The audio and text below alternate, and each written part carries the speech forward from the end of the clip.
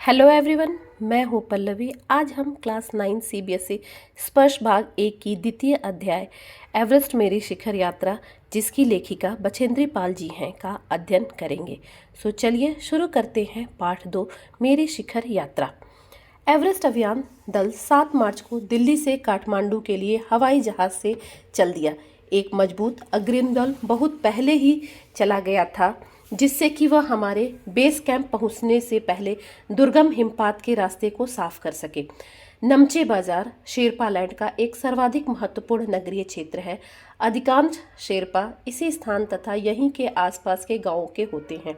यह नमचे बाजार ही था जहां मैंने सर्वप्रथम एवरेस्ट को निहारा, जो नेपालियों में सागरमाथा के नाम से प्रसिद्ध है। मुझे यह नाम अच्छा लगा। एवरेस्ट की तरफ गौर से देखते हुए मैंने एक भारी बर्फ का बड़ा फूल देखा, जो पर्वत शिखर पर लहराता एक ध्वज सा लग रहा था। मुझे बताया गया कि यह दृश्य शिखर की ऊपरी सतह के आसपास 150 किलोमीटर अथवा इससे भी अधिक की गति से हवा चलने के कारण बनता था, क्योंकि तेज हवा से सूखा बर्फ पर्वत पर उड़ता रहता था। बर्फ का यह ध्वज 10 किलोमीटर या इससे भी लंबा हो सकता था। शिखर पर जाने वाले प्रत्येक व्यक्ति को दक्षिणी पूर्वी पहाड़ी पर इन तूफानों को झेलना पड़ता था, विशेषकर खराब मौसम में। यह मुझे डराने के लिए काफ़ी था। फिर भी मैंने एवरेस्ट के प्रति विचित्र रूप से आकर्षित थी और इनकी कठिनतम चुनौतियों का सामना करना चाहती थी। जब हम 26 मार्च को पेरिस पहुंचे, हमें हिमस्खलन के कारण हुई एक शेरपा कूली की मृत्यु का दुखद समाचार मिला। खुम्बू हिमपात पर जाने वाले अभियान दल के रास्ते के बाईं तरफ सीधी पहाड़ी के घसकने से लाहौत्से की ओर से एक बहुत बड़ी बर्फ की चट्टान नीचे खिसक आई थी। 16 शेरपा कूलियों के दल में से एक की मृत्यु हो गई और 4 लोग घायल हो गए थे। इस समाचार के कारण अभियान दल के सदस्यों के चेहरों पर छाए अवसाद को देखकर हमारे नेता कर्नल खुल्लू ने स्पष्ट किया कि एवरेस्ट जैसे महान अभियान में खतरों को और कभी कभी तो मृत्यु भी आदमी को सहज भाव से स्वीकार करनी चाहिए। उपनेता प्रेमचंद्र, जो अग्रिम दल का नेतृत्व कर रहे थे, 26 मार्च को पेरिस लौट आए। उन्होंने हमारी पहली बड़ी बांधा खुम्बू हिमपात की स्थिति से हमें अवगत कराया। उन्होंने कहा कि उनके दल ने कैंप 1 6000 मीटर, जो हिमपात के ठीक ऊपर है, वहां तक का रास्ता साफ कर दिया है। उन्होंने यह भी बताया कि पुल बनाकर, रस्सियां बांधकर तथा झंडियों से रास्ता चिन्हित कर सभी बड़ी कठिनाइयों का जायजा ले लिया गया है। उन्होंने इस पर भी ध्यान दिलाया कि ग्लेशियर बर्फ की नदी है और बर्फ का गिरना अभी जारी है। हिमपात में अनियमित और अनिश्चित बदलाव के कारण अभी तक के किए गए सभी काम व्यर्थ हो सकते हैं और हमें रास्ता खोलने का काम दोबारा करना पड़ सकता है। बेस कैंप में पहुंचने से पहले हमें एक और मृत्यु की खबर मिली। जलवायु अनुकूल न होने के कारण एक रसोई सहायक की मृत्यु हो गई थी। निश्चित रूप से हम आशाजनक स्थिति में नहीं चल रहे थे। एवरेस्ट शिखर को मैंने पहले 2 बार देखा था, लेकिन एक दूरी से। बेस कैंप पहुंचने पर दूसरे दिन मैंने एवरेस्ट पर्वत तथा इसकी अन्य श्रेणियों को देखा। मैं भौचक्की होकर खड़ी रह गई और एवरेस्ट, लाहौत्से और नुत्से की ऊंचाइयों से घिरी बर्फीली टेढ़ी मेढ़ी नदी को निहारती रही। हिमपात अपने आप में एक तरह से बर्फ के खंडों का अव्यवस्थित ढंग से गिरना ही था। हमें बताया गया कि ग्लेशियर के बहने से अक्सर बर्फ में हलचल हो जाती थी, जिससे बड़ी बड़ी बर्फ की चट्टानें तत्काल गिर जाया करती थी और अन्य कारणों से भी अचानक प्रायः खतरनाक स्थिति धारण कर लेती थी। सीधे धरातल पर दरार पड़ने का विचार और इस दरार का गहरे चौड़े हिमविदर में बदल जाने का मात्र ख्याल ही बहुत डरावना था। इससे भी ज़्यादा भयानक यह बात की जानकारी थी कि हमारे संपूर्ण प्रवास के दौरान हिमपात लगभग 1 दर्जन आरोहियों और कूलियों को प्रतिदिन छूता रहेगा। दूसरे दिन नए आने वाले अपने अधिकांश सामान को हम हिमपात के आधे रास्ते तक ले गए। डॉक्टर मीनू मेहता ने हमें अल्मुनियम की सीढ़ियों से अस्थायी पुलों का बनाना, लट्ठों और रस्सियों का उपयोग, बर्फ की आड़ी तिरछी दीवारों पर रस्सियों को बांधना और हमारे अग्रिम दल के अभियांत्रिक कार्यों के बारे में हमें विस्तृत जानकारी दी। तीसरा दिन हिमपात से कैंप 1 तक सामान ढोकर चढ़ाई का अभ्यास करने के लिए निश्चित था। रीता, गोबू तथा मैं साथ साथ चढ़ रहे थे। हमारे पास एक वॉकी टॉकी था जिससे हम अपने हर कदम की जानकारी बेस कैंप पर दे रहे थे। कर्नल खुल्लूर उस समय खुश हुए जब हमने उन्हें अपने पहुंचने की सूचना दी, क्योंकि कैंप 1 पर पहुंचने वाले केवल हम 2 ही महिलाएं थीं। अंगरदोजी, लोबसांग और गगन बिस्ता अंततः साउथ पोल पहुंच गए और 29 अप्रैल को 7,900 मीटर पर उन्होंने कैंप 4 लगाया। यह संतोषजनक प्रगति थी। जब अप्रैल में मैं बेस कैंप में थी, तेजिंग अपनी सबसे छोटी सुपुत्री डेकी के साथ हमारे पास आए थे। उन्होंने इस बात पर विशेष महत्व दिया कि दल के प्रत्येक सदस्य और प्रत्येक शेरपा कुली में बातचीत की जाए। जब मेरी बारी आई, मैंने अपना परिचय यह कहकर दिया कि मैं बिल्कुल ही नौसिखिया हूँ और एवरेस्ट मेरा पहला अभियान है। तेंजिंग हंसे और मुझसे कहा कि एवरेस्ट उनके लिए भी पहला अभियान है, लेकिन यह भी स्पष्ट किया कि शिखर पर पहुंचने से पहले उन्हें 7 बार एवरेस्ट पर जाना पड़ा था। फिर अपना हाथ मेरे कंधे पर रखते हुए उन्होंने कहा, तुम एक पक्की पर्वतीय लड़की लगती हो, तुम्हें तो शिखर पर पहले ही प्रयास में पहुंच जाना चाहिए। 15-16 मई 1984 को बुद्ध पूर्णिमा के दिन मैं लोहोत्से की बर्फीली सीढ़ी ढलान पर लगाए एक सुंदर रंगीन नॉयलान के बने तंबू के कैंप 3 में थी। कैंप में 10 और व्यक्ति थे। लोबसांग तशारिंग मेरे तंबू में थे। एनडी शेरपा तथा और 8 अन्य शरीर से मजबूत और ऊंचाइयों में रहने वाले शेरपा दूसरे तंबुओं में थे। मैं गहरी नींद में सोई थी कि रात में 12:30 बजे लगभग मेरे सिर के पिछले हिस्से में किसी एक सख्त चीज़ के टकराने से मेरी नींद अचानक खुल गई और साथ ही एक जोरदार धमाका भी हुआ। तभी मुझे महसूस हुआ कि एक ठंडी बहुत भारी कोई चीज़ मेरे शरीर पर मुझे कुचलती हुई चल रही है। मुझे सांस लेने में भी कठिनाई हो रही थी। यह क्या हो गया था? एक लंबा बर्फ का पिंड हमारे कैंप के ठीक ऊपर लोहोत्से ग्लेशियर से टूटकर नीचे आ गिरा था और उसका विशाल हिमपुंज बना हो गया था। हिमखंडों, बर्फ के टुकड़ों तथा जमी हुई बर्फ के एक विशालकाय पुंज ने एक एक्सप्रेस रेलगाड़ी की तेज गति और भीषण गर्जना के साथ सीधी ढलान से नीचे आते हुए हमारे कैंप को तहस नहस कर दिया। वास्तव में हर व्यक्ति को चोट लगी थी। यह एक आश्चर्य था कि किसी की मृत्यु नहीं हुई थी। लोबसांग अपनी स्विस छुरी की मदद से हमारे तंबू का रास्ता साफ करने में सफल हो गए थे और तुरंत ही अत्यंत तेजी से मुझे बचाने की कोशिश में लग गए। थोड़ी सी भी देर का सीधा अर्थ था मृत्यु। बड़े बड़े हिमपिंडों को मुश्किल से हटाते हुए उन्होंने मेरे चारों तरफ के कड़े जमे बर्फ की खुदाई की और मुझे उस बर्फ की कब्र से निकाल बाहर खींच लाने में सफल हो गए। सुबह तक सारे सुरक्षा दल आ गए थे और 16 मई को प्रातः 8 बजे तक हम प्रायः सभी कैंप 2 तक पहुंच गए थे। जिस शेरपा की टांग टूटी हुई थी उसे एक खुद के बनाए स्ट्रक्चर पर लटाकर नीचे लाए। हमारे नेता कर्नल खुल्लूर के शब्दों में यह इतनी ऊंचाई पर सुरक्षा कार्य का एक जबरदस्त साहसिक कार्य था। सभी 9 पुरुष सदस्यों को चोटों अथवा टूटी हड्डियों आदि के कारण बेस कैंप में भेजना पड़ा।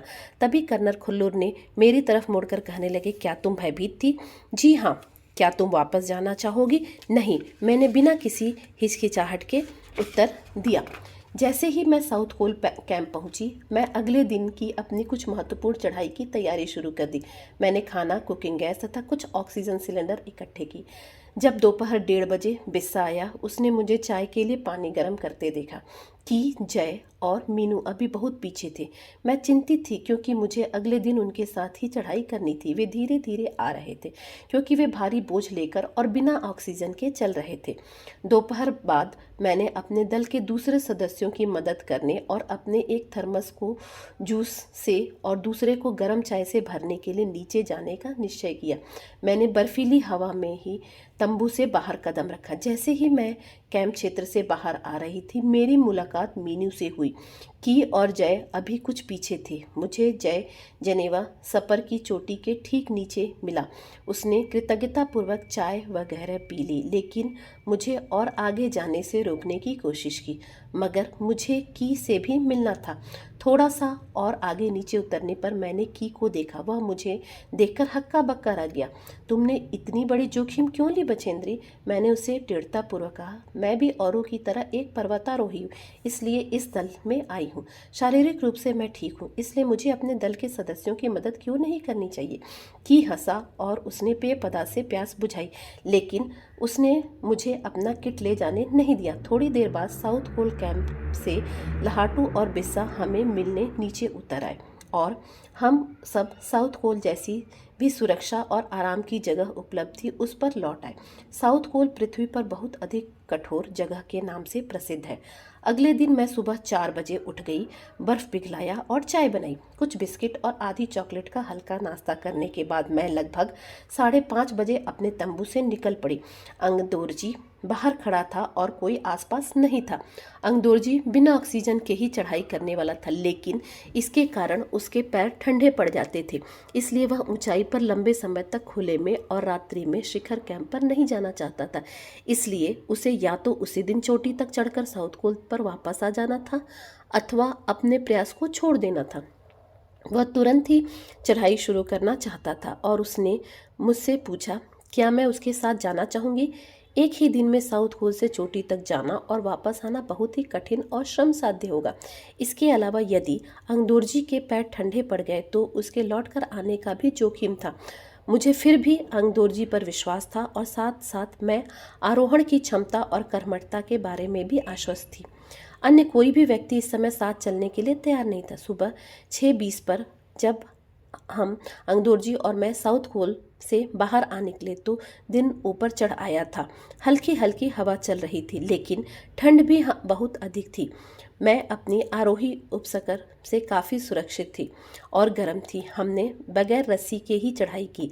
अंगदोरजी एक निश्चित गति से ऊपर चढ़ते गए और मुझे भी उनके साथ चलने में कोई कठिनाई नहीं हुई। जमे हुए बर्फ़ की सीधी व ढलाऊ चट्टानें इतनी सख्त और भुरभुरी थी मानो शीशे की चादरें बिछी हों। हमें बर्फ़ काटने के फावड़े का इस्तेमाल करना ही पड़ा और मुझे इतनी सख्ती से फावड़ा चलाना पड़ा जिससे कि उस जमे हुए बर्फ़ की धरती को फावड़े के दांत काट सके। मैंने उन खतरनाक स्थलों पर हर कदम अच्छी तरह सोच समझकर उठाया। 2 घंटे से कम समय में ही हम शिखर कैंप पर पहुंच गए। अंगदोरजी के पीछे मुड़कर देखा और मुझसे कहा कि क्या मैं थक गई हूँ। मैंने जवाब दिया नहीं, जिससे सुनकर वे बहुत अधिक आश्चर्यचकित और आनंदित हुए। उन्होंने कहा कि पहले वाले दल ने शिखर कैंप पर पहुंचने में 4 घंटे लगाए थे और यदि हम इसी गति से चलते रहे तो हम शिखर पर दोपहर 1 बजे तक पहुंच जाएंगे। लहात्सू हमारे पीछे पीछे आ रहा था और जब हम दक्षिण शिखर के नीचे आराम कर रहे थे वह हमारे पास पहुंच गया। थोड़ी थोड़ी चाय पीने के बाद हमने फिर चढ़ाई शुरू की। लहाटू एक नायलॉन की रस्सी लाया था, इसलिए अंगदोरजी और मैं रस्सी के सहारे चढ़े, जबकि लहाटू एक हाथ से रस्सी पकड़े हुए बीच में चला। उसने रस्सी अपनी सुरक्षा के बजाय हमारे संतुलन के लिए पकड़ी थी। लहाटू ने ध्यान दिया कि मैं इन ऊंचाइयों के लिए सामान्यतः आवश्यक 4 लीटर ऑक्सीजन की अपेक्षा लगभग 2.5 लीटर ऑक्सीजन की प्रति मिनट की दर से लेकर चढ़ रही थी। मेरे रेगुलेटर पर जैसे ही उसने ऑक्सीजन की आपूर्ति बढ़ाई, मुझे महसूस हुआ कि सपाट और कठिन चढ़ाई भी अब आसान लग रही थी। दक्षिणी शिखर के ऊपर हवा की गति बढ़ गई थी। उस ऊंचाई पर तेज हवा के झोंके भुरभुरे बर्फ के कणों को चारों तरफ उड़ा रहे थे, जिससे दृश्यता शून्य तक आ गई थी। अनेक बार देखा कि केवल थोड़ी दूर के बाद कोई ऊंची चढ़ाई नहीं है, ढलान एकदम सीधे नीचे चला गया है। मेरी सांस मानो रुक गई थी। मुझे विचार कौधा की सफलता बहुत नज़दीक है। 23 मई 1984 के दिन दोपहर के 1:07 पर मैं एवरेस्ट की चोटी पर खड़ी थी। एवरेस्ट की चोटी पर पहुंचने वाली मैं प्रथम भारतीय महिला थी। एवरेस्ट शंकु की चोटी पर इतनी जगह नहीं थी कि 2 व्यक्ति साथ साथ खड़े हो सके। चारों तरफ हजारों मीटर लंबी सीढ़ी ढलान को देखते हुए हमारे सामने प्रश्न सुरक्षा का था। हमने पहले बर्फ के फावड़े से बर्फ की खुदाई कर अपने आप को सुरक्षित रूप से स्थिर किया। इसके बाद मैं अपने घुटनों के बल बैठी। बर्फ पर अपने माथे को लगाकर मैंने सागर माथे के ताज का चुंबन किया। बिना उठे ही मैंने अपने थैले से दुर्गा माँ का चित्र और हनुमान चालीसा निकाला। मैंने इनको अपने साथ लाए लाल कपड़े में लपेटा, छोटी सी पूजा अर्चना की और इनको बर्फ में दबा दिया। आनंद के इस क्षण में मुझे अपने माता पिता का ध्यान आया। जैसे ही मैं उठी, मैंने अपने हाथ जोड़े और मैं अपने रज्जू नेता अंगदोरजी के प्रति आदर भाव से झुकी। अंगदोरजी जिन्होंने मुझे प्रोत्साहित किया और मुझे लक्ष्य तक पहुंचाया। मैंने उन्हें बिना ऑक्सीजन के एवरेस्ट की दूसरी चढ़ाई चढ़ने पर बधाई दी। उन्होंने मुझे गले से लगा लिया और मेरे कानों में फुसफुसाया, दीदी तुमने अच्छी चढ़ाई की, मैं बहुत प्रसन्न हूँ। कुछ देर बाद सोनम पुलजर पहुंचे। उन्होंने फ़ोटो लेने शुरू कर दिए। इस समय तक लहाटू ने हमारे नेता को एवरेस्ट पर हम चारों के होने की सूचना दे दी थी। तब मेरे हाथ में वॉकी टॉकी दिया गया। कर्नल खुल्लूर हमारी सफलता से बहुत प्रसन्न थे। मुझे बधाई देते हुए उन्होंने कहा, मैं तुम्हारी इस अनूठी उपलब्धि के लिए तुम्हारे माता पिता को बधाई देना चाहूँगा। वे बोले कि देश को तुम पर गर्व है और अब से तुम ऐसे संसार में वापस जाओगी जो तुम्हारे अपने पीछे छोड़े हुए संसार से एकदम भिन्न होगा। तो आज के लिए बस इतना ही। अगली बार एक नए अध्याय के साथ फिर से मिलते हैं। नमस्कार, धन्यवाद।